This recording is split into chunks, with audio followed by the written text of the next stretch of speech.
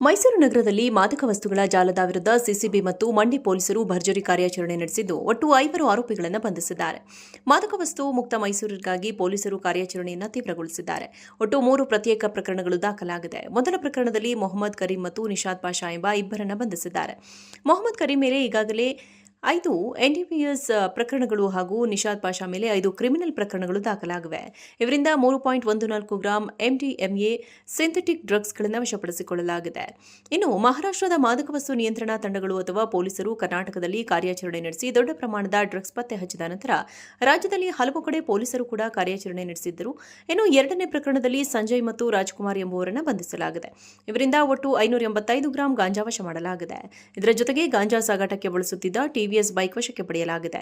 ಮೂರನೇ ಪ್ರಕರಣದಲ್ಲಿ ಮೊಹಮ್ಮದ್ ಅಫಾಕ್ ಎಂಬುವರನ್ನು ಬಂಧಿಸಲಾಗಿದೆ. ಈತ ರಾಜೀವ್ ನಗರದ ನಿವಾಸಿಯಾಗಿದ್ದು ಡ್ರಗ್ಸ್ ಜಾಲದಲ್ಲಿ ಭಾಗಿಯಾಗಿದ್ದ ಎನ್ನಲಾಗಿದೆ. ಮೈಸೂರು ಪೊಲೀಸರು ಡ್ರಗ್ಸ್ ಹಾವಳಿಯನ್ನು ಸಂಪೂರ್ಣವಾಗಿ ನಿಯಂತ್ರಿಸಲು ವಿಮುಕ್ತಿ ಹೆಸರಿನಲ್ಲಿ ವಿಶೇಷ ಸಹಾಯವಾಣಿಯನ್ನು ಆರಂಭಿಸಿದ್ದಾರೆ.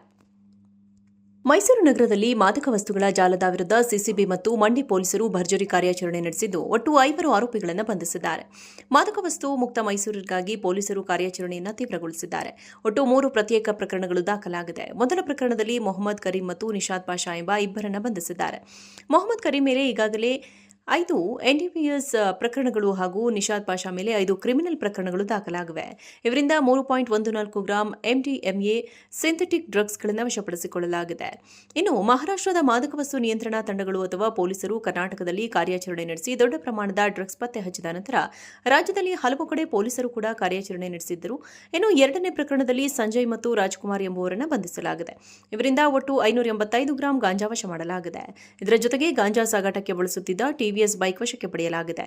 ಮೂರನೇ ಪ್ರಕರಣದಲ್ಲಿ ಮೊಹಮ್ಮದ್ ಅಫಾಕ್ ಎಂಬುವರನ್ನು ಬಂಧಿಸಲಾಗಿದೆ. ಈತ ರಾಜೀವ್ ನಗರದ ನಿವಾಸಿಯಾಗಿದ್ದು ಡ್ರಗ್ಸ್ ಜಾಲದಲ್ಲಿ ಭಾಗಿಯಾಗಿದ್ದ ಎನ್ನಲಾಗಿದೆ. ಮೈಸೂರು ಪೊಲೀಸರು ಡ್ರಗ್ಸ್ ಹಾವಳಿಯನ್ನು ಸಂಪೂರ್ಣವಾಗಿ ನಿಯಂತ್ರಿಸಲು ವಿಮುಕ್ತಿ ಹೆಸರಿನಲ್ಲಿ ವಿಶೇಷ ಸಹಾಯವಾಣಿಯನ್ನು ಆರಂಭಿಸಿದ್ದಾರೆ.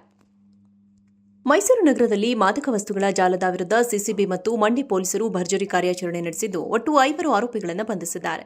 ಮಾದಕ ವಸ್ತು ಮುಕ್ತ ಮೈಸೂರಿಗಾಗಿ ಪೊಲೀಸರು ಕಾರ್ಯಾಚರಣೆಯನ್ನು ತೀವ್ರಗೊಳಿಸಿದ್ದಾರೆ. ಒಟ್ಟು 3 ಪ್ರತ್ಯೇಕ ಪ್ರಕರಣಗಳು ದಾಖಲಾಗಿದೆ. ಮೊದಲ ಪ್ರಕರಣದಲ್ಲಿ ಮೊಹಮ್ಮದ್ ಕರೀಂ ಮತ್ತು ನಿಷಾದ್ ಪಾಷಾ ಎಂಬ ಇಬ್ಬರನ್ನು ಬಂಧಿಸಿದ್ದಾರೆ. ಮೊಹಮ್ಮದ್ ಕರೀಂ ಮೇಲೆ ಈಗಾಗಲೇ 5 ಎನ್ಡಿಪಿಎಸ್ ಪ್ರಕರಣಗಳು ಹಾಗೂ ನಿಷಾದ್ ಪಾಷಾ ಮೇಲೆ 5 ಕ್ರಿಮಿನಲ್ ಪ್ರಕರಣಗಳು ದಾಖಲಾಗಿವೆ. ಇವರಿಂದ 3.14 ಗ್ರಾಂ ಎಂಡಿಎಂಎ ಸಿಂಥೆಟಿಕ್ ಡ್ರಗ್ಸ್ಗಳನ್ನು ವಶಪಡಿಸಿಕೊಳ್ಳಲಾಗಿದೆ.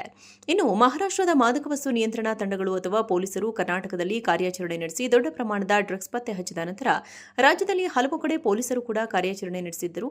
ಇನ್ನು ಎರಡನೇ ಪ್ರಕರಣದಲ್ಲಿ ಸಂಜಯ್ ಮತ್ತು ರಾಜ್ಕುಮಾರ್ ಎಂಬುವರನ್ನು ಬಂಧಿಸಲಾಗಿದೆ. ಇವರಿಂದ ಒಟ್ಟು 585 ಗ್ರಾಂ ಗಾಂಜಾ ವಶ ಮಾಡಲಾಗಿದೆ. ಇದರ ಜೊತೆಗೆ ಗಾಂಜಾ ಸಾಗಾಟಕ್ಕೆ ಬಳಸುತ್ತಿದ್ದ ಟಿವಿಎಸ್ ಬೈಕ್ ವಶಕ್ಕೆ ಪಡೆಯಲಾಗಿದೆ.